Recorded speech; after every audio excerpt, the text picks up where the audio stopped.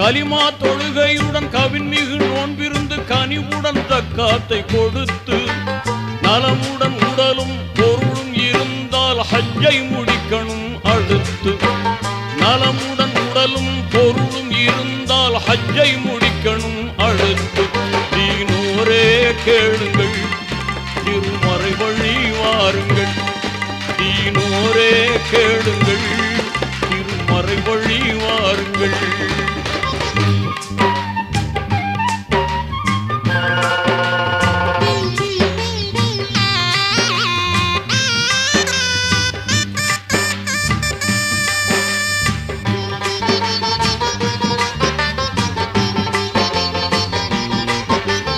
இறைவன் ஒருவன் என்ற இனிய கொள்கையை மறையாய் கொண்டது இஸ்லாம்.